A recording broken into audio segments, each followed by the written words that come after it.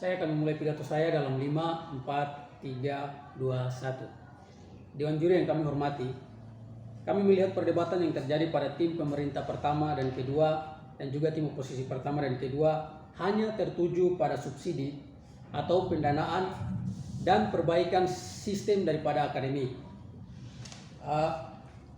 Memang negara memiliki anggaran yang terbatas, namun itu bukan berarti bahwa tidak dapat dipergunakan secara tepat guna, karena kami meyakini bahwa bukan hanya persoalan SDM yang tidak memadai, namun tidak adanya industri juga menjadi soal utama yang perlu disediakan.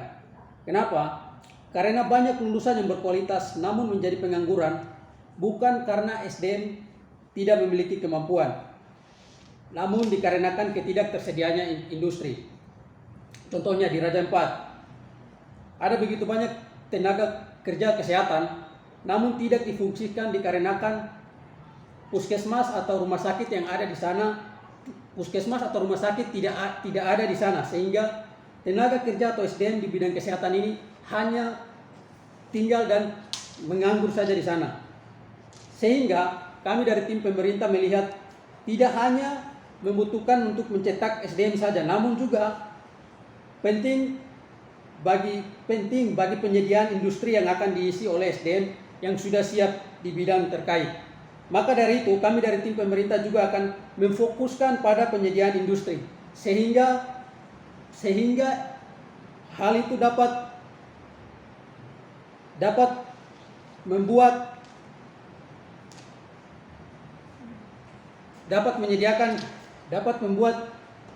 para SDM tersebut dapat memfungsikan tugas dan fungsinya sehingga dapat menjawab kebutuhan yang ada pada masyarakat kita. Terima kasih.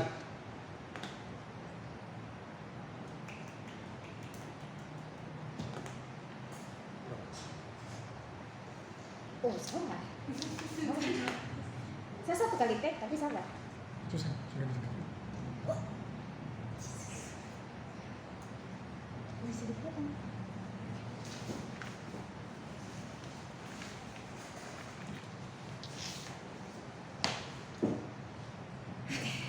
Mulai ya.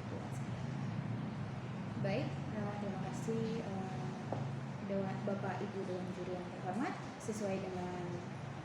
Sesuai dengan argumen rekan saya Frankie sebelumnya, bahwasanya permasalahan bukan karena kurangnya penyerapan SDM, tetapi kepada tidak ada lapangan kerja atau industri di tempat atau daerah tersebut. Kenapa saya mengatakan hal tersebut, Bapak Ibu Dewan Juri yang terhormat?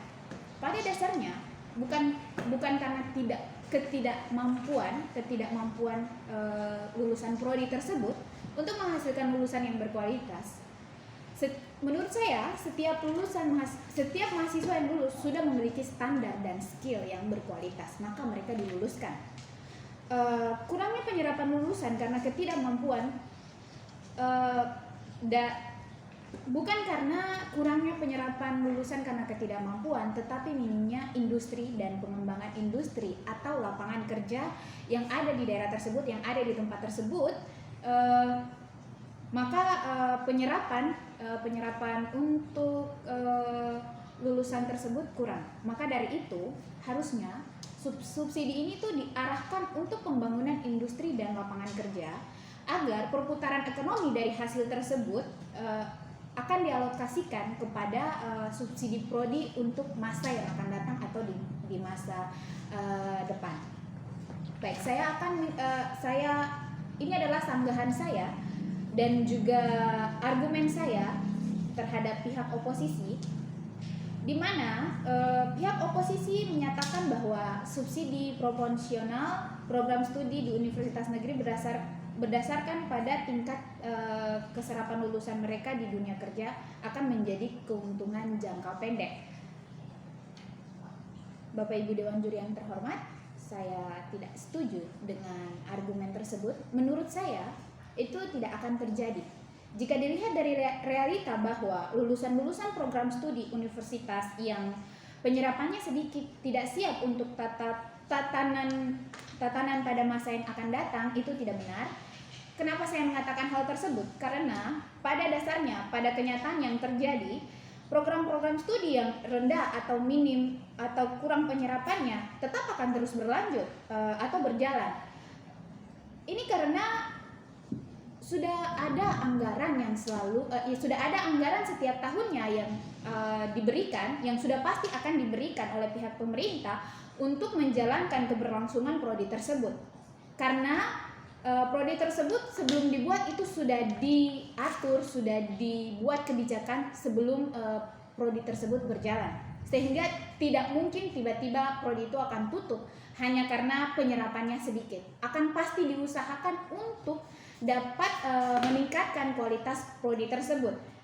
Dan akan terus berjalan ke masa yang akan depan dan akan sanggup mengikuti tatanan dunia. Saya berikan contoh bahwasannya tadi dibilang bahwa di masa pandemi ini akan sulit untuk mengikuti perubahan. Tetapi contoh real di kenyataannya bahwa sebelumnya tidak ada prodi jurusan untuk nurse corona. Tapi keperawatan atau nurse mereka siap ditempatkan untuk dapat menyesuaikan diri dan mendapat skill-skill baru dalam proses tersebut untuk merawat pasien corona sampai saat ini yang kita lihat. Dan kesimpulan dari pihak pemerintah, pihak kami, bahwasannya yang pertama dari rekan saya yang pertama, mekanisme dari subsidi secara proporsional program studi di universitas negeri berdasarkan pada tingkat keterserapan lulusan mereka di dunia kerja. Mekanismenya adalah subsidi proporsional terus berjalan. Yang kedua, mengupayakan uang untuk mendukung infrastruktur pembangunan universitas, kampus atau prodi tersebut. Yang ketiga adalah meringankan biaya UKT mahasiswa, yang jelas akan sangat membantu dan mendukung skill-skill mahasiswa yang mohon maaf kurang mampu atau mungkin tidak sanggup tapi dapat dibiayai dari kampus tersebut karena ada subsidi yang diberikan oleh pemerintah ini. Yang kedua dari pembicara kita yang kedua, bahwasannya bahwa prinsipnya subsidi ini diturunkan agar prodi diberikan apresiasi dan ada evaluasi. Dengan begitu keberlangsungan berjalannya subsidi ini terus berjalan dikarenakan jika diberikan apresiasi maka prodi itu akan merasa bahwa hal yang mereka lakukan atau program atau lulusan yang mereka keluarkan itu memiliki kualitas yang sepadan dengan apa yang mereka lakukan. Maka prodi atau universitas akan mengusahakan prodi ini tetap berjalan. Begitu juga dengan evaluasi pelaksanaan. Jika pelaksanaan dari evaluasi prodi tersebut mencapai tujuan, maka penyerapan ke lapangan kerja juga akan tetap dapat diterima atau disesuaikan. Jadi kenapa tim pemerintah atau tim kami layak untuk menang? Yang pertama,